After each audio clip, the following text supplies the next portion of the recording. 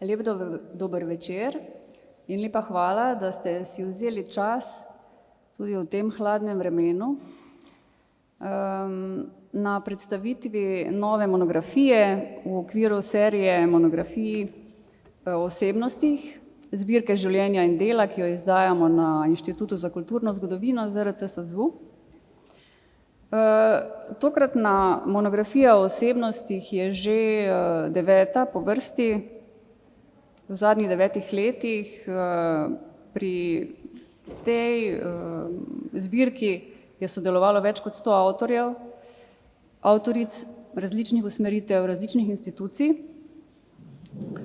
Moja uredniška namera, intenca je bila predvsem raziskati možnosti humanističnih in družboslovnih spoznanj skozi biografske študije in po tej 9. knjigi, po tem pravličnem številu moram reči, da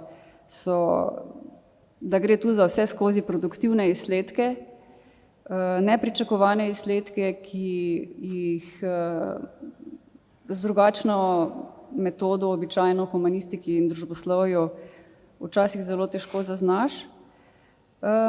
Želela sem tudi podčrtati dobrobit kolektivnega intelektualnega dela, ki je v današnji potrošniški družbi prav tako tudi na področju znanosti omejen na individualno delo. No, ta zadnja, ki je obenem tudi resnično zadnja monografija, z njo namreč zaključujem to serijo, Osebnosti slovenske humanistike in družboslovja. V njej pa smo avtorji želeli pokazati v prvi vrsti na potentnost slovenske znanosti v času prehoda v digitalnost, ko je institucionalna znanost nekako izrazito ujeta v drobnjakarsko projektno delo, ki onemogoča globje uvide v raziskovalne pojave. Kot urednica sem nekako zastavila tezo na začetku, da smo družboslovni in humanistični znanstveniki vsekakor zmožni in dolžni pokazati več od verižnega prijavljanja projektov in pisanja projektnih poročil za birokrate, birokratski stroj financerja. Pokazati smo želeli tudi na zgodovino intelektualne misli. Ko smo danes soočeni z generativno umetno inteligenco, sem prepričana, da moramo ohraniti tako vero v človeka kot njegovo vednost. In kako lepše to pokazati, kot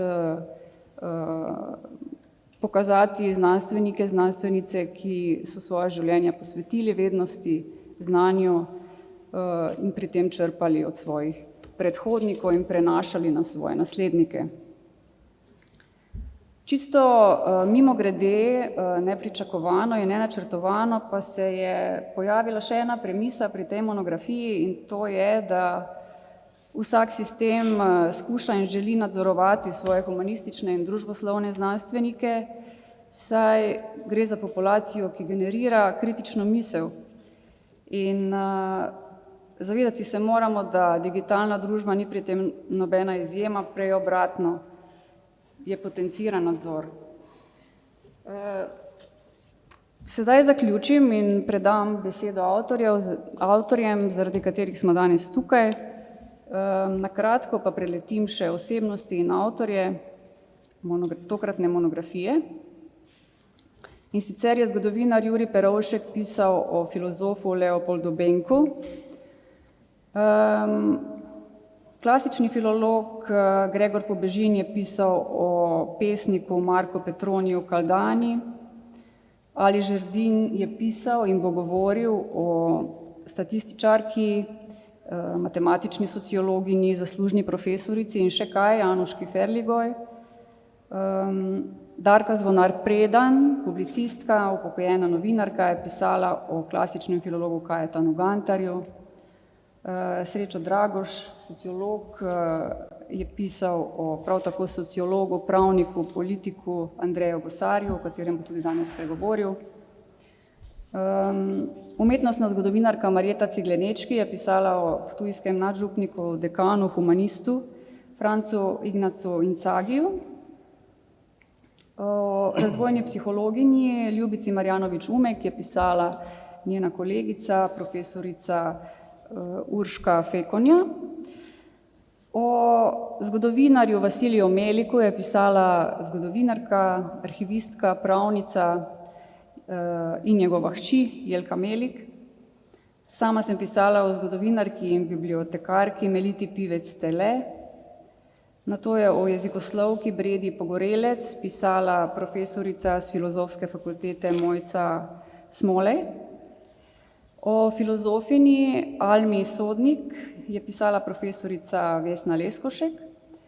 O politologu in psihologu Vladimirju Sruku je pisal urednik, profesor Zoran Medved. O pravniku Ivanu Vaneku Šiftarju je pisala Janja Hojnik in bo danes o njem tudi govorila. O kriminologinji, akademkinji Alenki Šelih je govoril oziroma pisal Matjaž Ambrož, profesor s pravne fakultete Univerze v Ljubljani. O muzikologinji Manici Špendal je pisala prav tako muzikologinja in bibliotekarka iz Univerzitetne knjižnice v Mariboru Karmen Salmič Kovačič. In o geografu, sicer pa tudi sodelavcu Osvobodilne fronte, aktivnem udeležencu odporniškega gibanja Mauriciju Zgoniku je pisal arhivist in njegov vnuk iz Pokrajinskega arhiva Maribor Jure Maček. Sedaj pa, kot rečeno, predajam besedo gostom in kot prvemu Srečo Dragošu, ki bo govoril o sociologu in pravniku, politiku Andreju Gosarju. Prosim. Dobro, hvala lepa. Par slajdov imam. Evo, to je Andrej Gosar. Kar na drugi slajd. 3 ključne zadeve, ki jih je Gosar poudarjal in veljajo za, bi rekel, najpomembnejše poudarke. Zame najpomembnejše ali pa eni od najpomembnejših v prejšnjem stoletju v družboslovju, torej vprašanje demokracije, samoupravljanja in pa socialne države. Na kratko bi jih komentiral, ker je čas, nečem pa predolgo ne boš ustavlja. Tako, podobno kot danes smo imeli velike probleme in velike žolčne razprave od levice, desnice, sredine in tako naprej, takoj po prvi svetovni vojni v zvezi z demokracijo. Očitki so se glasili takole, torej po koncu prve svetovne vojne na Slovenskem, demokracija ne deluje oziroma kaj narediti, ali jo popravljati, ali nadomestiti s čim novim in tako naprej. Edini katoliški intelektualec je bil Andrej Gosar, ki je rekel za božjo voljo ne. Njegova stališče okrog demokracije in v tem je bil zelo temeljit in dolgo časa edini je bilo naslednje. Pravi, gesla francoske revolucije še vedno veljajo in jih je treba obdržati. Svoboda, enakost, bratstvo. Parlamentarni sistem političnega pluralizma ni nadomestljiv z ničemer drugim, s čimerkoli bi ga skušali nadomestiti, zaidemo v totalitarizme, je takoj po prvi svetovni vojni trdil. Potem je vprašanje, zakaj pa ta sistem v krizi ne deluje. Njegov odgovor je bil, ker so ga ugrabile politične stranke, pa zato, ker nimamo takrat ničesar drugega za regulacijo družbe. In kot dopolnitev, to je zdaj poudarek, ne pa alternativo, je razvil sistem samoupravljanja in pa hkrati tudi koncept socialne države. To je bil prvi razvit koncept na Slovenskem socialne države, sočasno razvit v Skandinaviji in nikjer drugje, Skandinavija pa pri nas Gosar. Pri samoupravljanju, torej kot po Gosarju korekcija parlamentarizma od spodaj navzgor na vseh nivojih, od mikro do makro, so glavni poudarki to, kar sem že omenil, politični pluralizem, parlamentarna demokracija, avtonomija združevanja in delovanja delavskih in vseh drugih poklicnih skupin ter neodvisno od delodajalcev in kapitala, torej ustanavljanje organizacij in delovanje. To so za Gosarja in dileme, ne? Kako jih skombinirati, nikakor pa ne alternative v smislu ali, da bi zdaj parlamentarno demokracijo nadomestili z nečim drugim.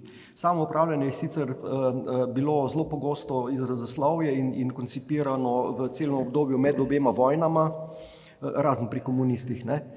Še najbolj pri katolikih, vendar vsi katoliški avtorji so samoupravljanje koncipirali znotraj avtoritarnih, profašističnih modelov korporativne ureditve, razen Gosarja. Recimo, potem dobimo, Gosarja seveda niso potem marali, ne med obema vojnama, ne kasneje zaradi tega, ker je po eni strani priznaval in zagovarjal tržni model, seveda z nujno korekcijo socialne države, ne? In to smo komunisti zelo zamerili.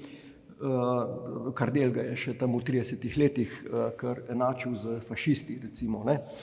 Seveda katoliška cerkev in katoliški kler in drugi katoliški intelektualci, vključno z krščanskimi socialisti, so pa Gosarju zamerili, da je skušal v svoj model, seveda svojim modelom legitimizirati tudi avtonomijo tržnih zakonitosti, kljub socialni državi. In eni in drugi tega niso razumeli in seveda Gosar je izvisel. Prva večja, pomembna, ampak seveda upravičeno, popolnoma neodmevna, bi rekel, neodmeven poudarek na samoupravljanju so naredili po Gosarju fundamentalistična, profašistična katoliška desnica v emigraciji.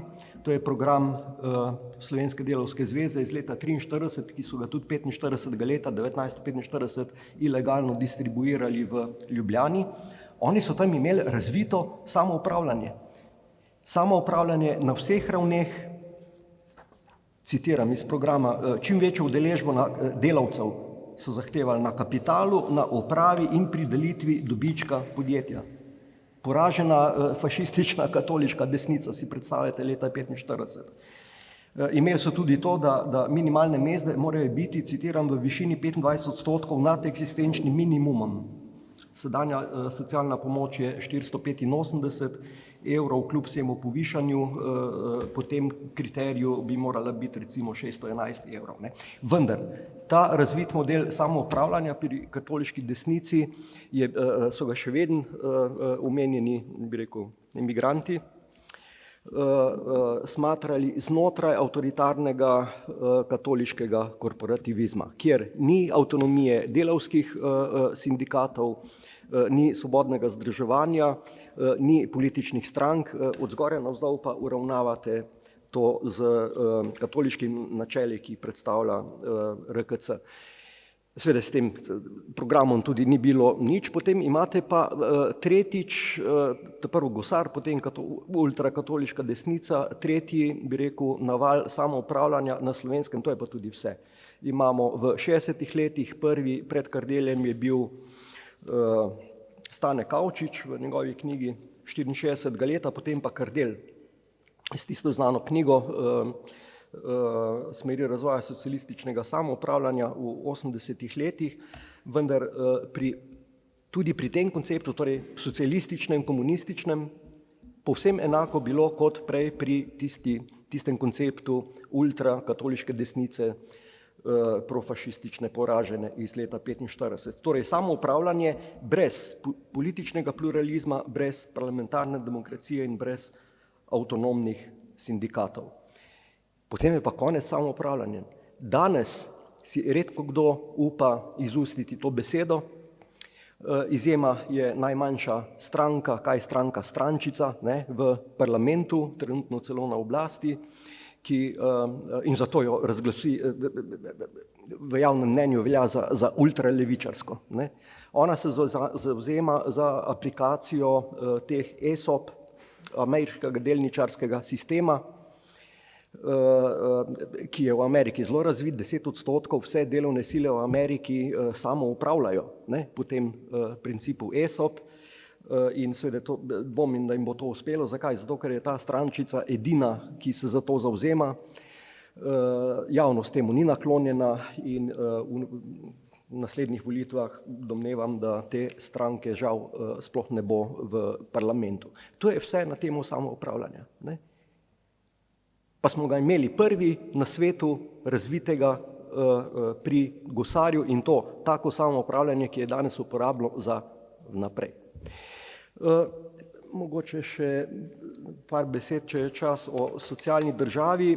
To je največja, najpomembnejša intelektualna polemika znotraj katoliškega tabora med gosarjem in Alešem Ušeničnikom na temo socialne države, ki je trajala od prve svetovne vojne do začetka 20 let, do začetka druge svetovne vojne. Pri tej polemiki je šlo pa za to, in tu je gosar razvil model socialne države.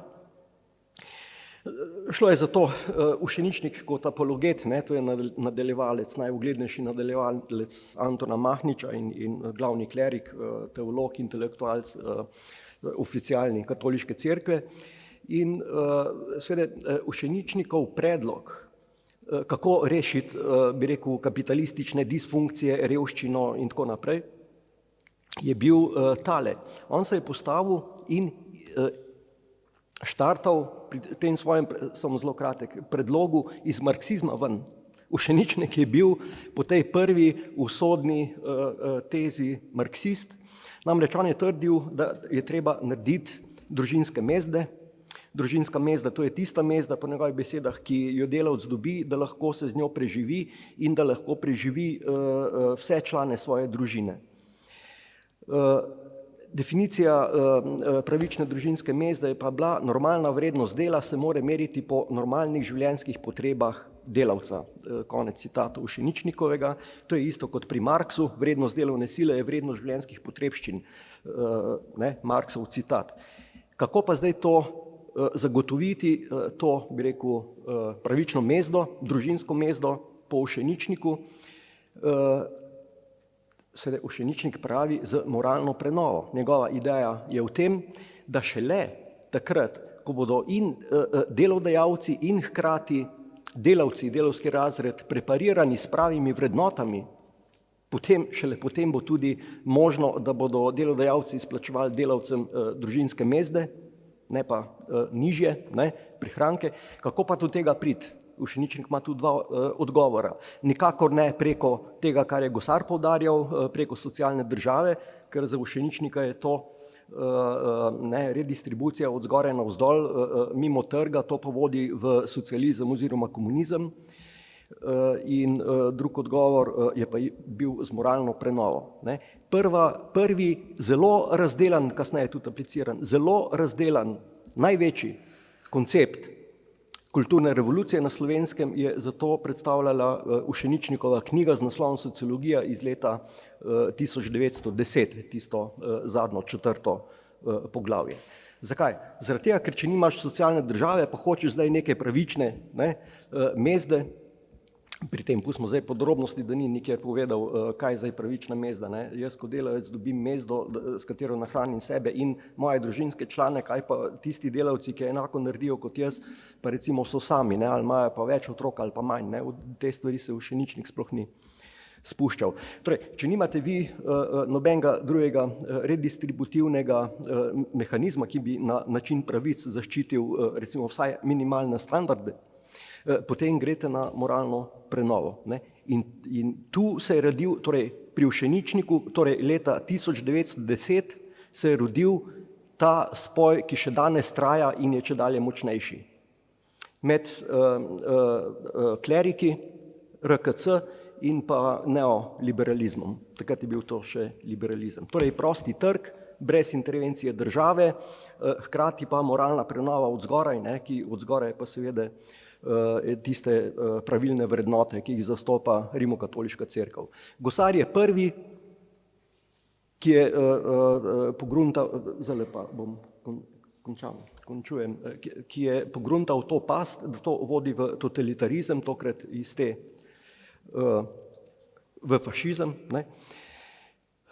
In seveda mu nihče ni verjel. Gosar pravi, da seveda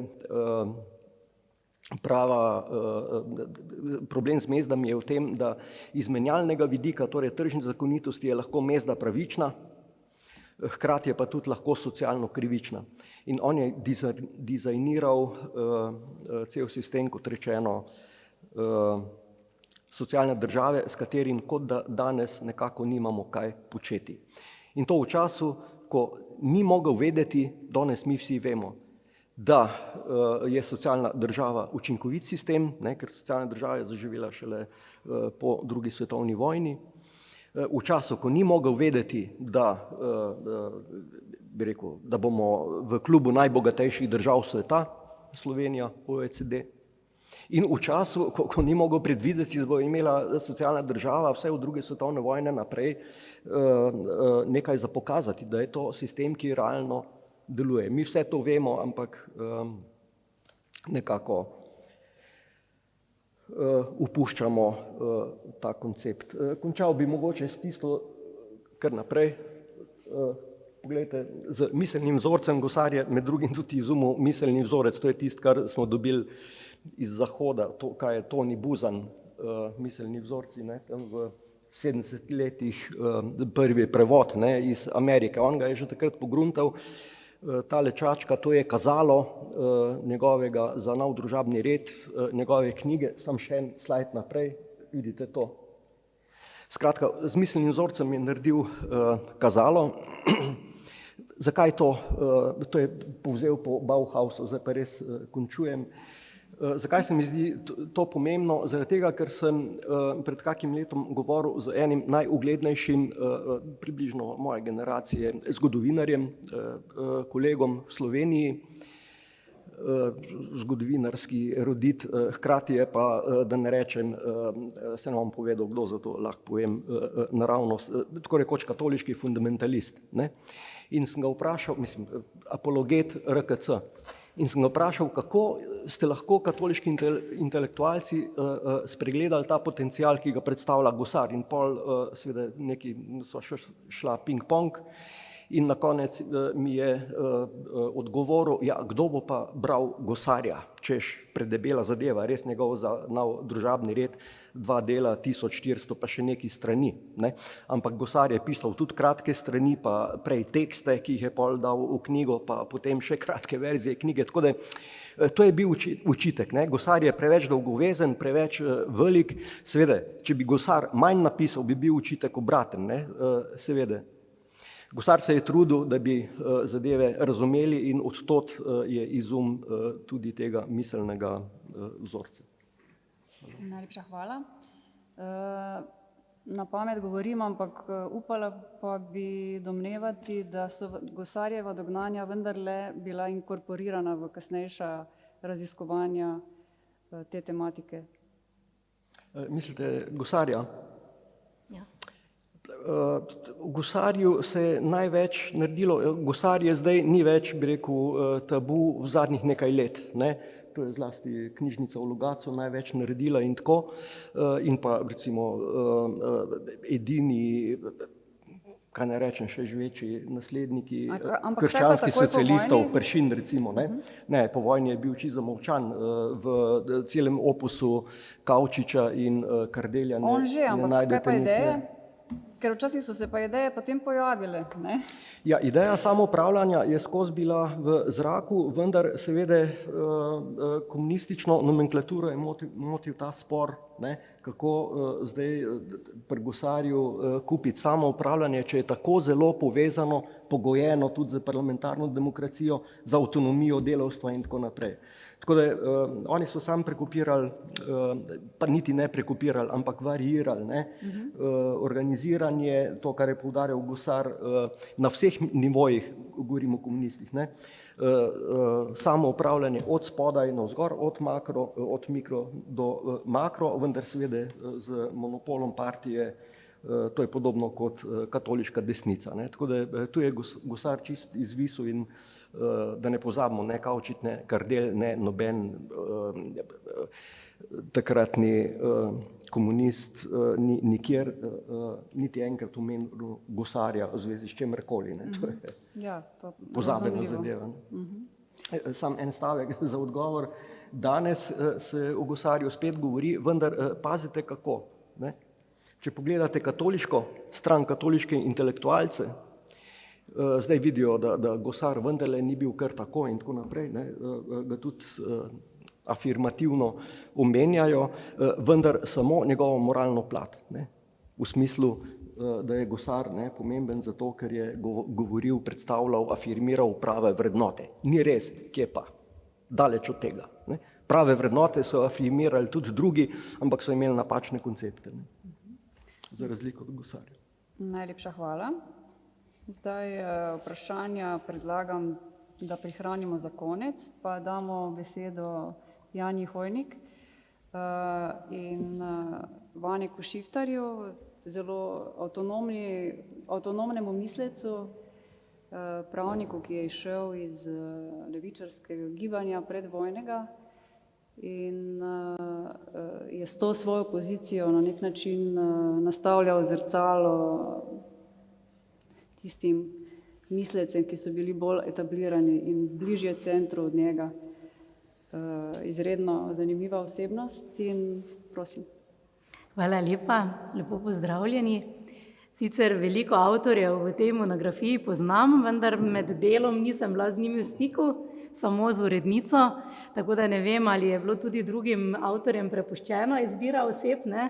Torej, jaz sem si vzela nekaj časa, da sem si izbrala osebo, ki bi mi bila blizu, tudi bi rekla preverila pri drugih ljudeh, torej, ki so ga poznali, izkušnje z Vanekom, tako da potem sem se lotila raziskovanja. Moram reči, da je v Vaneku res zelo veliko gradiva, ker je sam verjetno vse življenje deloval izrazito arhivistično, torej vse, kar je napisal, je imelo nekako duplikate, vse, kar je dobil, pisma, to je vse zbrano, bilo potem predano arhivom, zlasti pokrajinskemu arhivu v Mariboru, tako da tam je res obsežen fond, izšlo je tudi takoj po smrti, v razmiku od nekaj let, torej več knjig o njem, tako da res z preučevanjem njegovega življenja nisem imela težav. Tudi urednica sama ve, da je morala moje poglavje precej skrajšati, tako da bi mogoče res par stvari o njem povedala za tiste, ko ga toliko ne poznate, verjetno manj poglobljeno kot kolega pred mano. Torej, Vanek Šiftar, rojen takoj po prvi svetovni vojni, kasneje v že višjih letih je bil zaslišan pred Pučnikovo komisijo v Državnem zboru v zvezi s povojnimi poboji. Na to zaslišanje se je zelo temeljito pripravil, spremljal vse, je imel zbrane časopisne članke, torej poročanje, kaj vse ta komisija dela, kdo je bil zaslišan, tako da res temeljito je prišel pripravljen, čeprav je bil takrat že bolan, prihajal je iz bolnišnice in podobno, tako da so bile njegove moči že načete in ena od stvari, ki jih je tam že v samem nagovoru izpostavil, je rekel, rojen sem bil v Murski republiki. Ne? Tako da po vojni, čeprav nekaj dni pred dejansko to ustanovitvijo te kratke Murske republike, vseeno pa v generaciji Prekmurcev, ki so imeli slovenstvo v svojih genih, torej niso se, to je tudi Milan Kučan, ki je štel Vaneka tudi za svojega mentorja, izpostavi, da je Vanekova generacija se ni spraševala, ali smo Madžari ali smo Slovenci, ne? To je bila za njih zgodovinska danost. Se pa recimo najdejo v pokrajinskem arhivu v Mariboru pisma njegovih staršev, ki so pisali v slovenščini, preprosta pisma, vendar dejansko bi rekla v madžarščini, ne? S-ji so bili s-ji. In tako torej iz njihove šole se je videlo, da sta starša hodila v madžarsko šolo. Družini so bili 3 bratje in 2 brata sta izgubila življenje v drugi svetovni vojni. Tudi deloma nepojasnenih okoliščinah. Vloga Vaneka v drugi svetovni vojni je bila velikokrat izpraševana, ampak če grem še malo pred to, kot je rekla Mateja, iz intelektualnega gibanja Prekmurcev izhajal levičarskega, ki je imelo tudi številne konflikte, bi rekla, s klerikalci v Prekmurju, ne, zlasti tistimi, ki so se takrat zavzemali po novem statusu Prekmurja, ki so se zavzemali za to, da bi se pisalo v prekmurščini, ne v slovenščini. Ne? A medtem ko Vanek je šel, takrat ni bilo še v Murski Soboti višje gimnazije, je šel v krogu prijateljev na Ptujsko gimnazijo in torej južno od Mure, ne, vsi ti intelektualci so se potem zavzemali za pisanje v knjižni slovenščini. In torej temu krogu je pripadal tudi Vanek Šiftar. V času, ko je bil Vanek na Ptuju, je v Prekmurju, v Murski Soboti ustanovijo časnik Mladi Prekmurec in kot vsak, ki je kadarkoli delal kot urednik, ve, se hitro zgodi pomanjkanje že potem prispevkov. Tako se je zgodilo tudi Mlademu Prekmurcu in urednik se hitro obrne na Vaneka in potem Vanek ta svoj krog s Ptuja in druge znance pripelje v ta časopis. Bil je tudi urednik na Šiftarjevi domačiji v Petancih, je bilo uredništvo vse do druge svetovne vojne. Med drugo svetovno vojno je nekaj časa deloval v okviru Osvobodilne fronte, tudi v povezavi z znano Slavo Klavoro, ki je bila potem ubita. Ne? Potem pa je bil zajet strani madžarske armade in odpeljan na Madžarsko. Tam je deloval bolj kot nek kmečki delavec med vojno. Ne, in leta 70 šele, ne, bom se potem vrnila temu obdobju druge svetovne vojne do leta 70, je Ferdo Godina, sicer njegov kolega iz časa Mladega Prekmurca, odprl vlogo Vaneka Šiftarja med drugo svetovno vojno. Ker se je v tistem času že razvijal vrt ali park spominov v Petancih. Bilo je govora takrat tudi o tem, kje bi bila najboljša lokacija, da se napravi nek tak naravni spomenik za mir. In torej ta prevladujoč predlog je bil, da se to naredi na Šiftarjevi domačiji, kjer je že od Vaneka mama pričela saditi drevje v spomin na njena sinova. Ne? Ampak Ferdo Godina pravi, to ni pravo mesto, predvsem zaradi Vanekove vloge med drugo svetovno vojno. Pravi, mi se moramo vprašati, kje je on bil. Torej, on ni bil na fronti, on je bil v smislu, torej nakaže, da je bil madžarski vojak. Ne? In Vanek je bil seveda nad tem pisanjem zelo prizadet, se je takoj odzval, pojasneval, da je bil dejansko zajet, odpeljan na Madžarsko in potem tam delal, je rekel, dejansko sem, in to pove tudi, in to je bil tudi glavni razlog, zakaj je bil zaslišan pred Pučnikovo komisijo. Torej nič v zvezi z kako udeležbo ali pa ne, kakršnekoli vpletenosti v poboje, ampak vprašanje druge svetovne vojne in delovanja pravne države po drugi svetovni vojni ali pravosodja, bolje rečeno kot pravne države. Tako da tudi tam pove Vanek, da je dejansko kidal gnoj, ne, med drugo svetovno vojno. Težava je bila, ker so morali tam nekako dežurati pri konjih tudi po noči. In da si se rešil tega dežurstva, tega si se rešil tako, da si imel eno zvezdico tukaj. In to je Vanek dobil, ker mu je bil tisti šef naklonjen, ker je bil načitan fant, ker je rad preživljal čas v knjižnici, ki je tam obstajala na tisti dvorcu, nekaj takega je bilo. In je dobil to zvezdico in to so potem ti Ferdo Godina štel kot znak, da je bil domala že pač skoraj kak general madžarske vojske. Tako da partija je potem tukaj stopila na stran Vaneka in potrjeno je bilo tudi, da se z parkom spominov nadaljuje v Petancih. Je pa po drugi svetovni vojni Vanek deloval sprva takoj po vojni v okviru NOB te skrbi v Prekmurju za socialo, za zdravstvo, organizacija nekih prvih služb v Murski Soboti, ki bo skrbela za sirote vojne, ranjence in tako naprej, ki niso po vrnitvi z vojne bili sposobni za delo. Potem pa je bil določen za tožilca. In to seveda za naše študente, jaz sem zaposlena na Pravni fakulteti v Mariboru, je zelo težko razumljivo, da je lahko bil tožilec in tudi sodnik recimo pred diplomo. Vanek je začel študirati pred vojno, ampak potem ob izbruhu vojne se je to prenehalo. Tako da po vojni pa seveda ne, kadrov ni bilo. Veste nekateri, da so postali sodniki tudi krojači in čevlarji in podobno, ne. Tako da Vanek je bil relativno kvalificiran, ker je imel že, mislim, 2 letnika pravne fakultete takrat opravljene, ne. Pove pa pred Pučnikovo komisijo, da tako v bistvu tožilec kot sodnik nista bili vplivni funkciji po vojni, ne. Pravi, vse niti za odločanje o pravosodju je imela politika. Rekel tožilec, jaz kot tožilec nisem imel dobenega vpliva, ker se je politika dogovarjala s sodiščem. In tudi, ko je bil postavljen recimo za sodnika, je rekel, še zmeraj sem bil brez moči, zaradi tega, ker je politika postavljala svoje porotnike. In če je bil 3-delni sodni senat, 2 porotnika in 1 profesionalni sodnik, je rekel, še zmeraj sta porotnika lahko nadvladala tega sodnika, ne. Tako da, ampak nasplošno je pa ocenjeval Vanek, da velikih težav v tem času ni imel, da je bil obdan z demokrati in da posebnih, razen pač določenih sankcij, ne, da ni imel velikih težav tukaj. Bil je hkrati in to danes seveda tudi ni več mogoče, ne, politično vpet, imel je poslanske mandate, 2 poslanska mandata v skupščini v Ljubljani in tudi 2 v Beogradu. Nisem se poglabljala, ampak ni čisto natančno zabeleženo kdaj. On je sam navajal tudi v življenjepisu v kasnejših letih, da je imel 2 mandata v Beogradu in 2 v Ljubljani, pa nisem mogla čisto poletnih ugotoviti, kdaj je to bilo.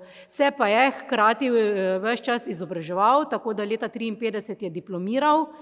Piše sicer v naši knjigi ne prvenstveno pravnik, ampak bi rekla, da je bil on res družboslovec, interdisciplinarni družboslovec, na veliko področje je posegal, tako se mi zdi po opisanju, da je bil primarno sociolog.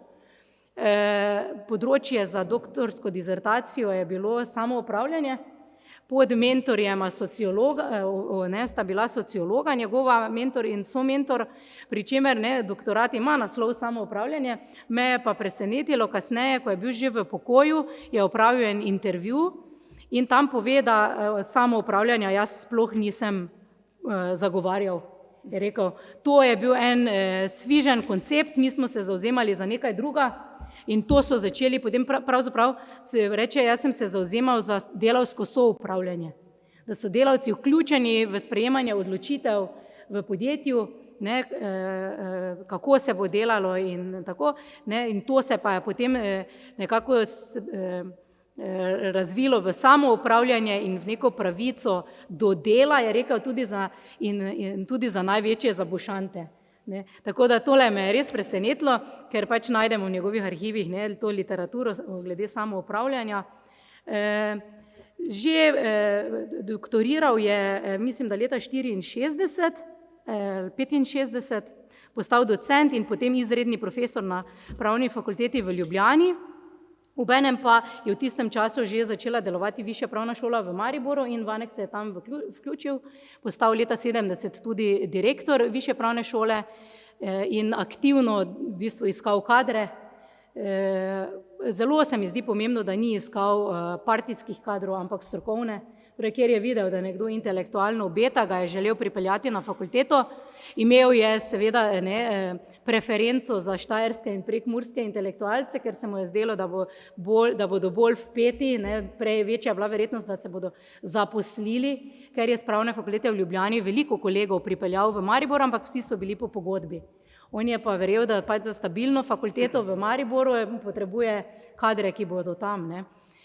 Tako da na kadrovskem področju je veliko delal in pa na področju raziskav, torej priskrbel je Višji pravni šoli raziskovalni status. To je pa potem bila podlaga za to, da je lahko šola izdajala učbenike. Predtem so lahko samo razmnoževali neke vrste gradiva, fotokopirali v bistvu, niso pa mogli imeti neke formalne izdaje, ne. Tako da bi rekla, da me je tudi presenetilo, da je leta 1979 se že upokojil, sicer je bil invalidsko upokojen, ampak se mi zdi iz gradiva, da so bili še kakšni drugi razlogi za to upokojitev, ne glede na to, da je bil partijec, da je bil v partiji in da je bil tudi, bi rekla, zaščiten, marsikaj je on lahko rekel, kar sicer drugi ne bi mogli. ne, ker je imel, bi rekla, prijatelje na ustreznih mestih. Kljub vsemu ga je Udba tudi spremljala.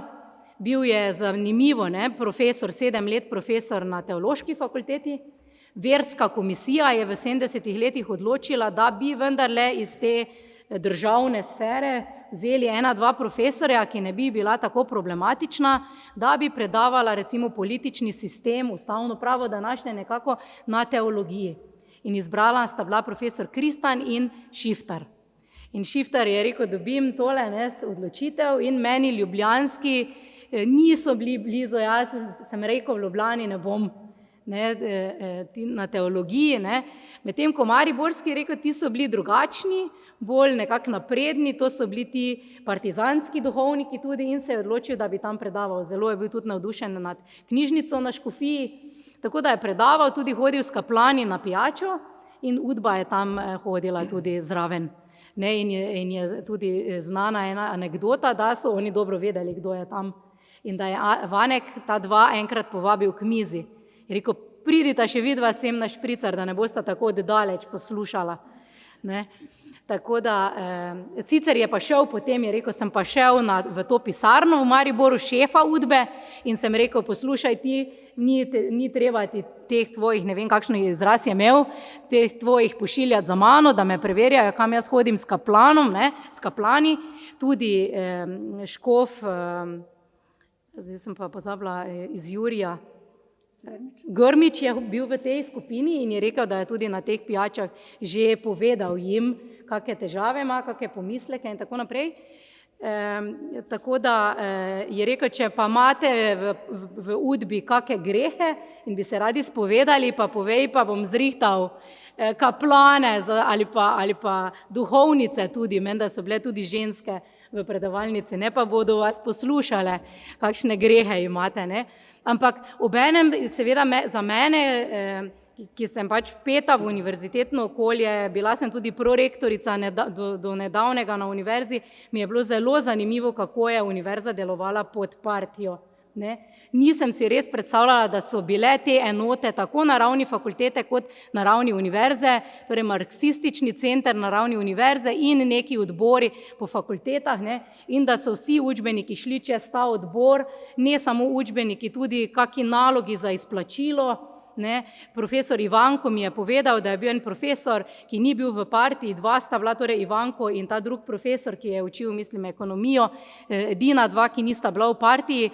In ko je bil Ivanko direktor višje pravne šole, je odobril avans za učbenik temu drugemu profesorju. In ker ste bila ravno 2 nepartica, je to bilo zelo velik problem za partijski organ. Naredili so velik škandal iz tega, da en nepartijec podpisuje nalog za avans drugemu.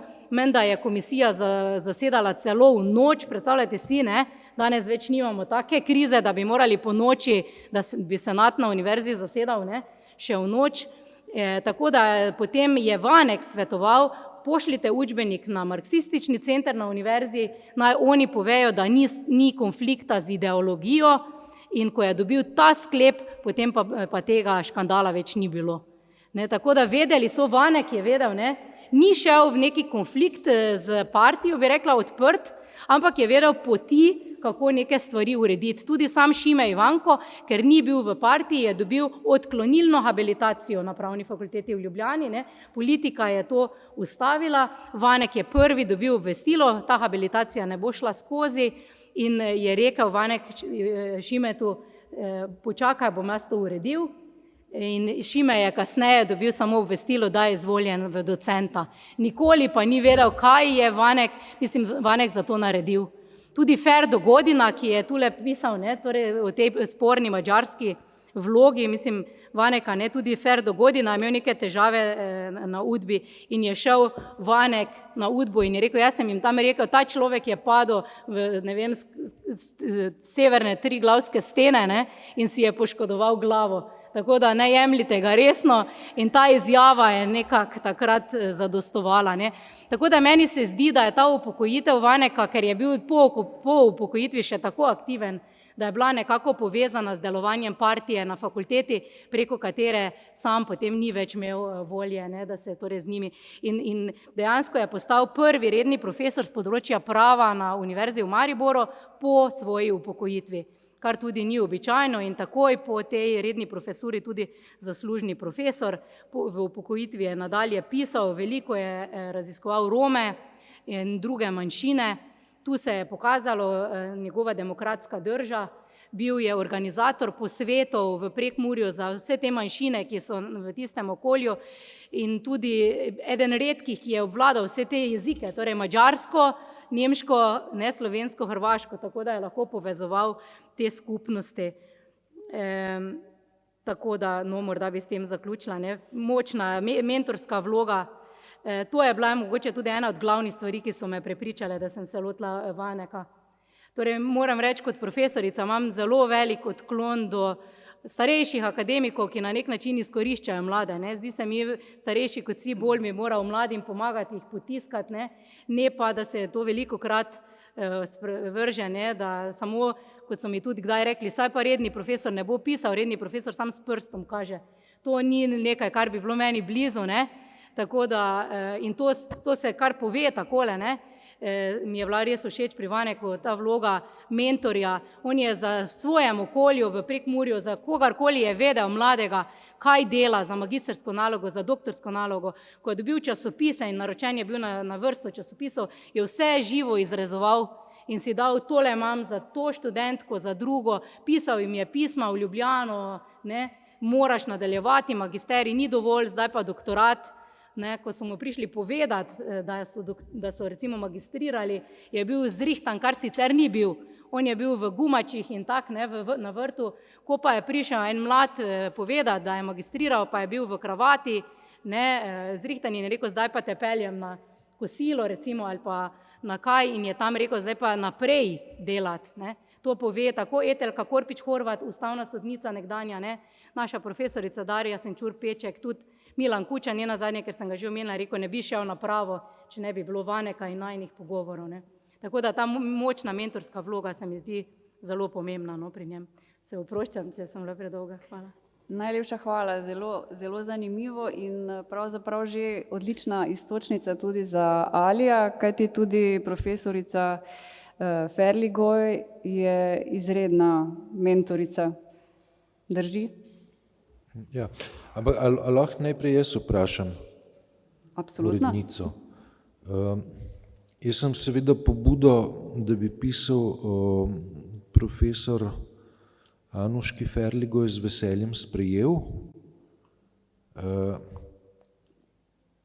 česar pa nisva midva nikdar razpravljala, pa je pravzaprav, zakaj se je znašla na tem seznamu. Jaz seveda zelo zagovarjam, da je v tej knjigi, hkrati pa živimo v nekih okoljih, kjer je malo verjetno, da nekdo, ki pravzaprav prihaja iz matematičnega sveta, pride v nabor humanističnih, družboslovnih znanstvenic, znanstvenikov. Ne?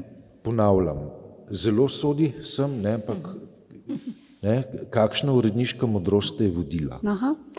No, ti sam si zelo dobro napisal, da je profesorica pravzaprav posvetila življenje temu, kako verodostojno izmeriti in opisati družbene pojave, kar pomeni, da se odlično prilega v ta koncept. Mene samo pa je seveda nagovorilo predvsem dejstvo, da sem iskala en zelo širok diapazon znanstvenikov in znanstvenic, ki bi, kot rečeno, že na začetku pokazali na to potentnost slovenske znanosti, na to vedoželjnost, na principe sistematičnosti, analitičnosti, poglobitve,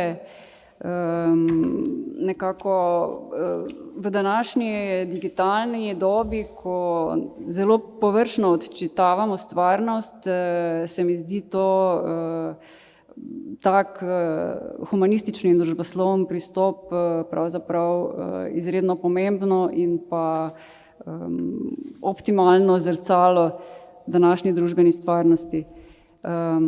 Ampak ja, pri profesorici Ferligoj, kako izmeriti družbeni pojav.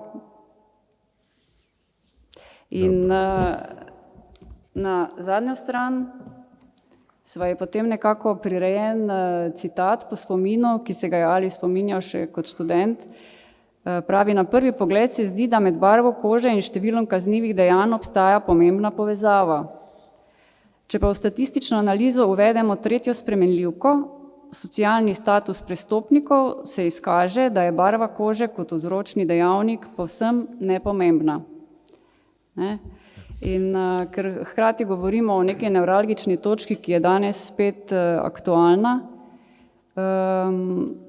se velja ozreti na matematično merjenje družbenih pojavov. Dobro. Zdaj, jaz sem za razliko od predhodnice pa predhodnika pri pisanju o Nuši Ferligoj pristranski. Nisem samo njen nekdanji študent, pač pa sem na nek način se tega pisanja lotil kot njen dolžnik. Dolžnik zato, ker me je kot dolgoletnega faliranega študenta parkrat ustavila na ulici in me spraševala, kdaj mislim se vrniti na fakulteto. In ko sem se po drugem desetletju vrnil na fakulteto, je v referatu tudi izdala navodilo, naj mi ne grenijo življenje z administrativnimi zapleti. Ne? Se pravi, narediti sem moral vse, kar je bilo predvideno, da se naredi, sam z administracijo, ne mi pa ne grenijo življenja. Torej, z tega izhodišča in z te pristranskosti sem se jaz lotil pisanja besedila o Nuši Ferligoj. Kot njen nekdanji študent sem sodeloval pri statistiki, kjer me je razbremenila strahu pred matematiko, namreč matematike ne znam. Razložila mi je, da pri statistiki ne gre za računanje, pač pa gre za to, da tisto, kar ven pride po računanju, razumeš. Sodeloval sem pri njenem seminarju o razvrščanju v skupine in pozneje še pri seminarju analize socialnih omrežij. Zdaj, v statistiki obstaja nekaj pikrih izrazov, pregovorov, najbolj banalnih ne bom ponavljal, Churchillov, da verjame samo tisti statistiki, ki jo je sam ponaredil, da je morda nekoliko manj znan. To, kar je Nuša Ferligoj naučila, je, da če podatke mučiš dovolj časa, lahko dokažeš, kar hočeš, ne velja. Reč, prav na seminarjih je bila ena od nalog, s katerimi smo se ukvarjali, ta, da podatke mučimo za dosti časa. In ko smo podatke mučili dosti časa, se je skazalo, da tistega, kar želimo dokazati, najverjetneje ne bomo dokazali. Se pravi, če se statistično analizo ukvarjaš za dosti časa, boš verjetno ali pa zelo verjetno hipoteze, ki jih imaš sam pri sebi, prej zrušil kot potrdil. Ker je neka odlična popotnica v tej smeri, da statistika, sociologija, empirično družboslovje ni nekaj, kar bi navajalo k gotovostnim sklepom, pač pa je to nekaj, kar je prežeto z dvomom. Z dvomom, ali podatki res kažejo tisto, kar naj bi merili. Povedal bom novejši primer s prijateljem, zdravnikom, nekdanjim Dušanom Kebrom. Sva se ukvarjala s korelacijo med umrljivostjo zaradi covida in kakovostjo zraka v posamičnih državah. Izkazalo se je, da je ta korelacija fenomenalno visoka. Problem pri tej visoki korelaciji pa je, da spremenljivka kakovosti zraka ni merila zraka v zaprtih prostorih, kar vpliva dejansko na pogostost zbolevanja, pač pa se kakovost zraka meri zunaj.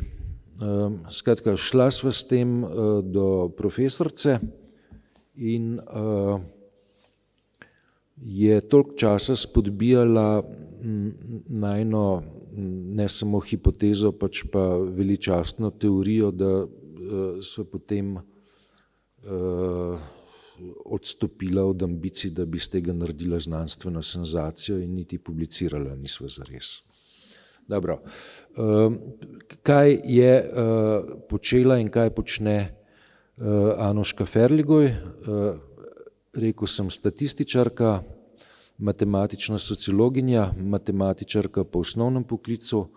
Na fakulteto za sociologijo, politične vede in novinarstvo je zašla po naključju.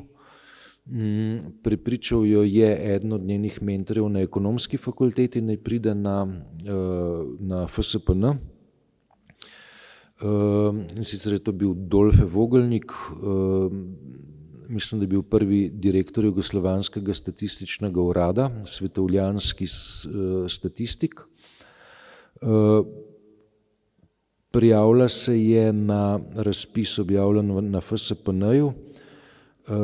Takoj potem, ko se je prijavila, je pa začela omahovati in ob tem omahovanju je na pogovor povabil Vladimir Benko, tedanji dekan.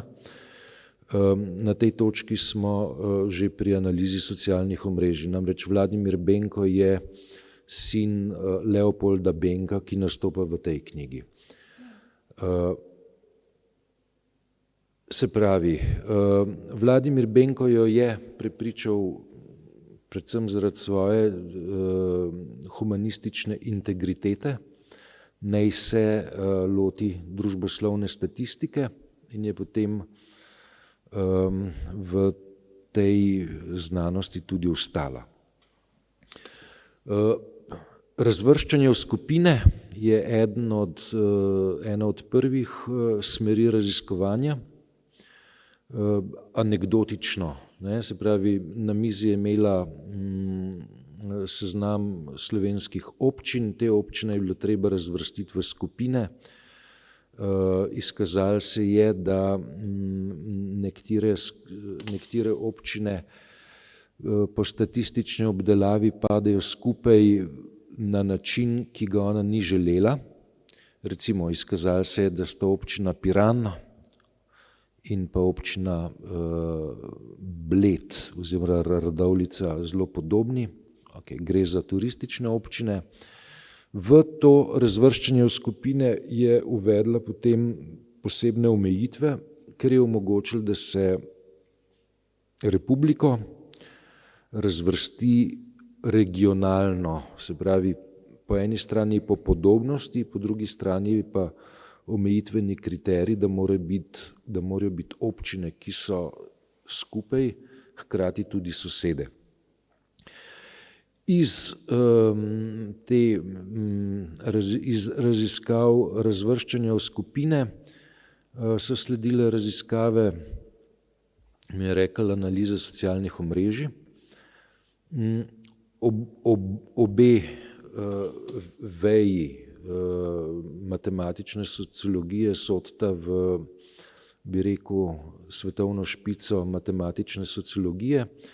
Če gremo pogledat sezname uredništev znanstvenih revij, v katerih je Nuša Ferligoj sodelovala oziroma še sodeluje, bomo videli, da gre za daleč najuglednejše svetovne metodološke revije. Imperativ objavljati v tujini je v času, ko se je ona tega lotila, veljal za nekoliko smešnega. Nikomur oziroma zelo redkim družboslovcem se je zdelo objavljanje v tujini potrebno, vendarle je to bil čas samoupravljanja in je veljal za največji znanstveni dosežek, če nekaj objaviš v jugoslovanskih publikacijah, ki so namenjene raziskovanju samoupravljanja. K sodelovanju jo je pritegnilo večje število sociologov, ki so potrebovali empirična orodja. Pokojni akademik Veljko Rus recimo jo je spodbudil k temu, da je pomagala mu z najbolj sofisticiranimi vzročnimi modeli. Pravi, to so modeli, v katerih je združenih med seboj več povezanih spremenljivk. Zdaj, v zadnjih desetletjih pa je Nuša Ferligoj med klasike svetovne metodologije se uvrstila zaradi raziskav bločnega modeliranja. Pravi, to je ena od vej analize socialnih omrežij, ki omogoča, da empirične podatke na osnovi izbranih kriterijev razvrstimo v čvrsto definirane ali pa homogene podobne bloke. Knjiga Bločno modeliranje je, mislim, da pred 2 desetletjama je šla pri Cambridge University Press in je pobrala tudi najuglednejše nagrade svetovnih združenj za empirično sociologijo. Ne bom našteval seznama krajev, kjer je predavala, je izjemno ugleden. Dodal bi na koncu, da je Nuša Ferligoj med tistimi, ki so zrušili fakulteto za družbene vede. Ko rečem, da so zrušili fakulteto za družbene vede, to mislim dobesedno. Namreč v času, ko je bila dekanja, se je staro fakulteto porušilo, se je postavilo novo. Zdaj to mehanično početje pa vendarle ni bilo samo mehanično, ker se je prepletalo tudi s temeljitimi prenovami fakultetnih programov, s prenovami, ki so šli v smer tega, da je danes fakulteta za družbene vede moderna inštitucija, ne pa inštitucija, na kateri sem jaz nekoč zdavnaj sklenil, da bom faliran študent, pa sem se potem premislil. Hvala. Če smem samo še vprašati, skoraj 35 let je minilo tedaj, ko so raziskovalke, med njimi tudi Anuška Ferligoj, izdale knjigo Ženska, zasebno, politično ali ne vem, sem neodločena. Ne? V njej so se ukvarjale z ženskimi volivkami. Nekaj desetletij potem, ko so ženske dobile volilno pravico. Drži, ne? Se pravi, gre za krajšo študijo, ki je šla 89-90 v tem obdobju.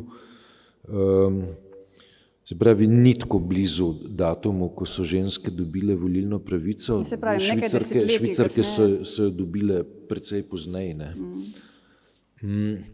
Kar je pri tej študiji zanimivo, je analiza strukture tistih, ki pri javnomnenjskih raziskavah odgovarjajo z odgovorom ne vem. Ne? In ta odgovor ne vem je pravzaprav precej skrivnosten, pa hkrati precej poveden. Ne? Pač struktura te, se pravi, statistična analiza odgovora ne vem, ne, je pokazala, da je med ženskami več tistih, ki odgovarjajo z ne vem, kot med moškimi. In še nekaj zanimivih iztočnic je. Bi pa rekel, da če je bila ta analiza izvedena leta 1990-89, bi jo bilo zelo zanimivo ponoviti danes. Točno. Ker bi bila verjetno drugačna, ne? Nič ne moram reči, dokler nimam podatkov pred sabo. To sem se pa naučil. Okay. Najprej intuicija, potem pa podatki. Najlepša hvala. Da ne pozabim, knjigo lahko danes in pa seveda v naslednjih dneh, ampak še zmeraj odprta knjigarna Azil, kjer je knjiga na voljo. Sedaj pa seveda dam prostor, čas tudi še za vprašanja vas, poslušalcev. Če ni več vprašanj, bi se vam najlepše zahvalila še enkrat za obisk, za pozornost in vas seveda povabila k branju knjige. Najlepša hvala tudi gostom in lep večer. Hvala.